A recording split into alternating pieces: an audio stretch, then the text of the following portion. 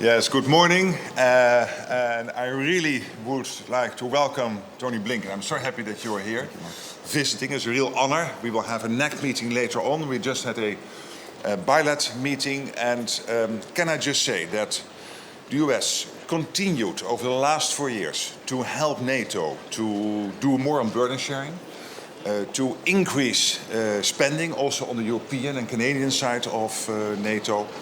2 new members have joined the alliance in the last couple of years. And maybe most importantly, also thanks to American leadership, Ukraine has prevailed and Russia has not won.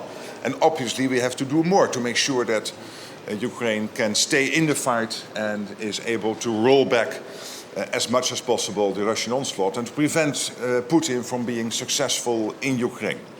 Particularly, and this is something we also discussed this morning, because we're now with the North Koreans being active in Ukraine, and this is coming at a cost. Of course, these North Korean soldiers present an extra threat to Ukraine and will increase the potential for Putin to do harm.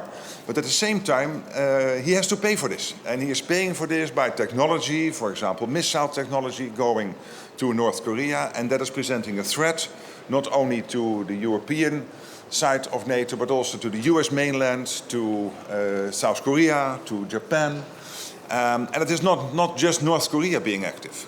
We know for some time that China, through sanction circumvention, through dual-use goods being delivered into Russia, is helping the war effort. And of course, Iran is doing this through drone technology and other deliveries into Russia. And here, Russia is paying in money.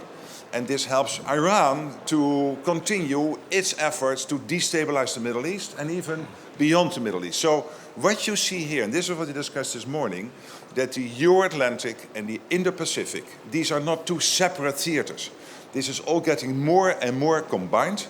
And what is happening in Ukraine has an impact now globally. And that means that we have to stay the course, that we have to ramp up defense production on the US side, here in Europe, that we have to do more in terms of spending, and that we have to do more to make sure that Ukraine can prevail. But again, Tony, you have been 4 years in this role. You have been a huge support for NATO. You have visited many times. You have many friends here.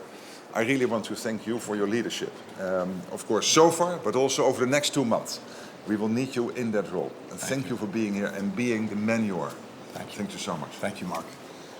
Well, it's always very good to be at NATO, and as Mark said, not exactly our first visit. In fact, I think we have an apartment here now, so that can take advantage of all of these visits, and we always feel very much at home. But I have to say, first of all, we're so gratified to have the alliance in such strong, capable hands with Secretary General Rutte. And this, going forward, to me is a point of tremendous confidence for the alliance and for everything that we need to do together. We had a very productive discussion today about our ongoing support for Ukraine in the face of an ongoing Russian aggression. As well, this added element now of DPRK, North Korean forces, injected into the battle, and now quite literally in combat, which demands and will get a firm response.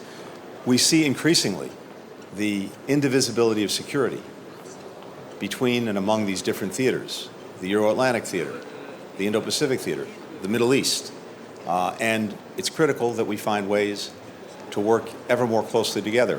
One of the things that NATO's done in recent years is to strengthen its partnership with Indo-Pacific partners, and we'll do more of that in the weeks and months ahead. But I think we also took account of an alliance that has a lot of work to do in terms of continuing to strengthen its defense industrial base, to make sure that its spending is focused on the necessary capabilities. We're at a place now where 23 of the NATO allies are at or above the 2% of GDP mark on defense spending, which is good, but we want to make sure that that spending is focused where it needs to be focused. So we had a very productive discussion about that, and I'm very much looking forward to meeting with all of the NATO partners in the North Atlantic Council right now and to continuing these conversations throughout the course of this day. We'll be back for Foreign Ministers meeting in just a few weeks' time. We have a very intense and important agenda over the next couple of months. And as I said to the Secretary General, President Biden fully intends to drive through the tape and use every day to continue to do what we've done over these last 4 years, which is strengthen this alliance that's so critical to the security of the United States, the security of countries throughout Europe, and we will do that. And as well, to continue to shore up everything we're doing for Ukraine to make sure that it can effectively defend itself against this Russian aggression. Thanks very much. Mark?